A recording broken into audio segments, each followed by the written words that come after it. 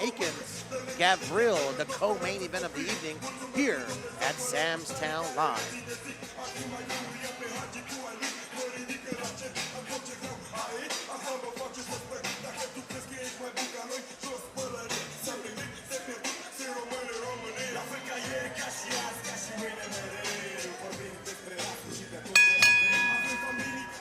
Ladies and gentlemen, we welcome you again to Sam's Town Hotel and Gambling Hall, Las Vegas, Nevada.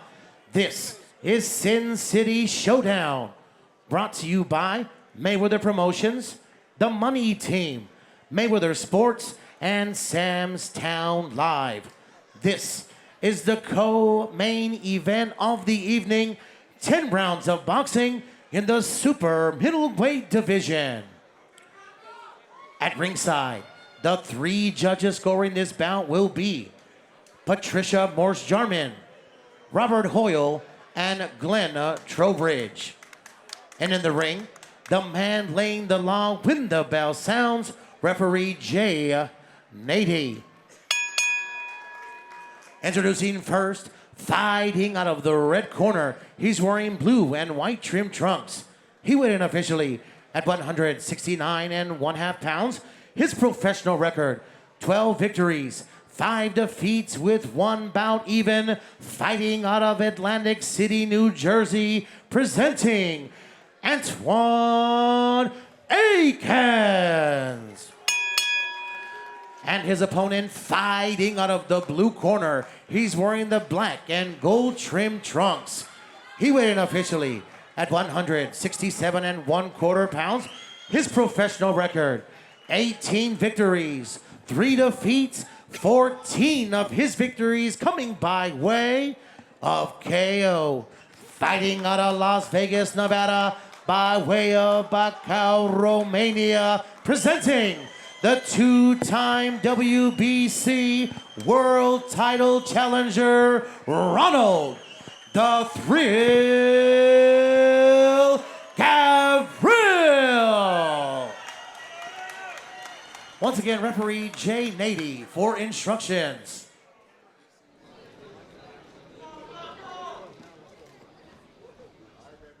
All right, guys, we are back, co-main event of the evening, and I'm here. We'll spend the first round. Richard Hitchens from Brooklyn, brother, 21 years old. You're 6-0 right now, 3 KOs. You were supposed to fight here on this card. Unfortunately, it didn't happen, so we apologize for that. Your fans were looking forward to seeing you fight. But we want to talk to you here and get you a little airtime. We want to talk about what it feels like, man, to be coming from being an Olympian in 2016, representing the country of Haiti. Now we're getting ready to go 2019. You're 6-0, being fast-tracked, 3 KOs, and life is good for you right now. Yeah, it's cool. I just want to keep staying busy, keep getting better, and by the time the next Olympics get around, I'll be looking at a world title shot. So your last fight, besides the one you were supposed to have today, was back in September. I got a chance to announce that fight, so I had seen you there. You look great against Cesar Valenzuela at the Barclays Center. So you growing up, being in the Olympics, you know, you looked up to Floyd. You looked up to the way he handled his business and obviously the success he's had. And, you know, not that you're mimicking it, but you want to make a name for yourself as well. Yeah, I mean, coming from nothing, where we come from, a young black person like Floyd Mayweather, we always looked up to people like that. AI, you know, Floyd and Michael Jordan. Like in boxing, he's like the Michael Jordan to me. So that's somebody that I always looked up to and admire in and outside of the ring. So I'm looking to make my future something similar to that, but I just want to pave my own way, my own future, and be the first Richardson Hitchens. Absolutely, and I agree with that 100%, and it's good that you think that way because a lot of fighters, they'll try to, you know, they grow up with their heroes and not mimic them, but, you know, they tend to not be able to make a name for themselves or follow their own path or carve their own way in the road, and you're going to do that, so it's fantastic. But I want to know, man, like, how cool is it to be able to walk into that Barclays Center? I mean, when you walked in the ring and I announced for the first time out there, I was like, yo, this place is amazing, right? The building's amazing. They got real grass on the roof. I mean, it's an amazing building, and yet, you know, that's miles from your home. I mean, you live so close to that. Yeah. How cool is that to be able to fight like that in front of your friends and family there in Brooklyn, the Barclays Center? Yeah, it's cool. I mean, fighting the pros at the Barclays, it's ain't great. But I grew up you know, coming up in the amateurs. So the Golden Gloves was always in the Barclays Center. The atmosphere was kind of the same thing, the lead up. I always had family and friends watching me in the amateurs. So when I turned pro, it really wasn't a big transition. And fighting in the Olympics, that helped me with the crowd and just the big arena and all that. So I kind of know how to hold my composure in the big stage. So it ain't really none of me. It's just another day. I just go in there, have fun, be sharp, and be slick. Now, besides Floyd, who do you see here in Mayweather Promotions that you not really look up to, but you're like, man, that guy's, he's doing his thing, and want to follow in the footsteps of being able to have that career path that you see here? I mean, of course, Gervonta Davis. That's somebody that's, he paving the way for young fighters right now in this generation, especially as a TMT fighter. But I feel like I could become one of the best on the squad if I stay focused and just do what I do. And I'm just young. I'm ready. I'm getting better, and I know the level I'm at. So I just want to keep getting better, staying busy, and just show the world that I'm not even talking about just being the best on the TMT squad, just being the best fighter in my division, and one day be the best fighter in the world. Any shots out you want to give right now before I let you go? Your people back in Brooklyn or wherever you want, worldwide fans. The mic is yours, man. Go ahead and do what you got to do. I just want everybody to follow me, keep following my career. I'll be back in January. Follow me on Instagram at Richardson Hitchens. Follow me on Twitter at He Is Richardson. And I'll fight for you. All right, brother. We appreciate you again. Richardson Hitchens, a 2016 Olympian here.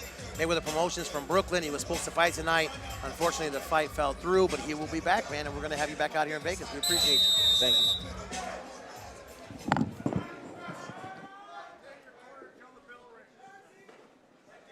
All right, round number 2 here in the co-main event of the evening. Ramlin Ralph.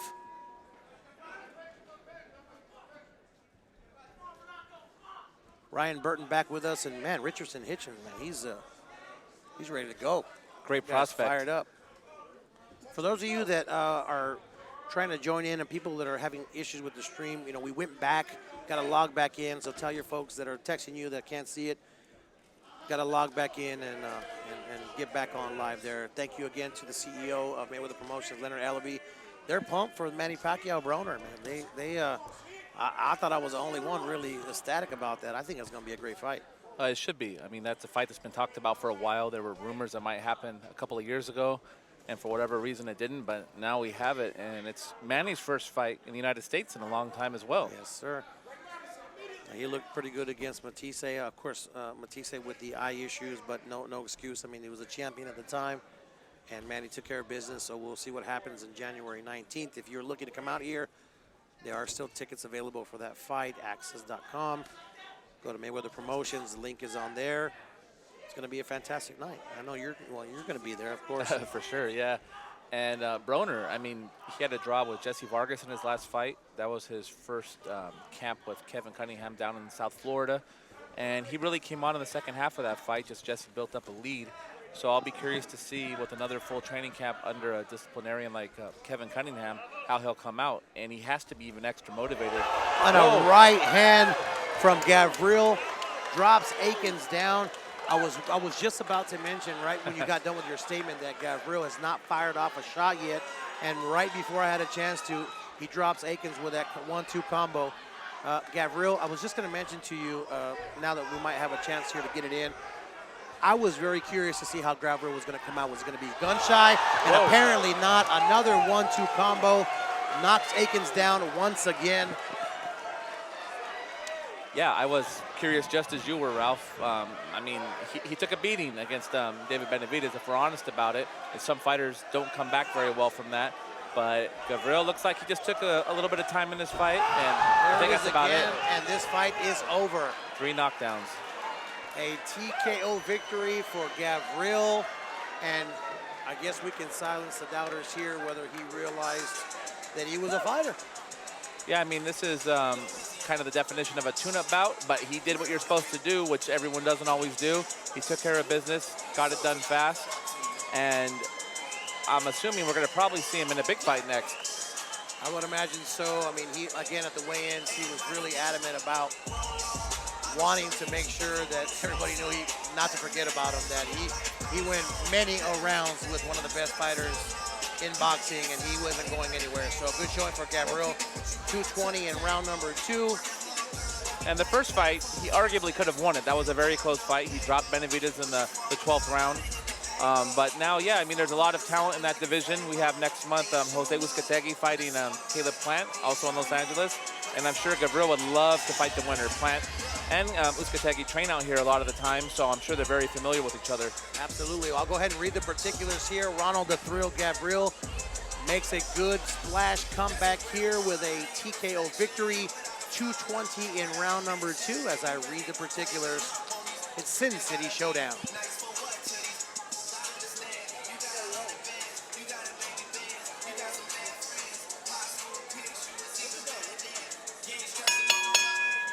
Ladies and gentlemen, official time, 2 minutes, 20 seconds of round number 2.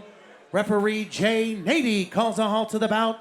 Your winner by way of TKO, Ronald "The Thrill" Gavril.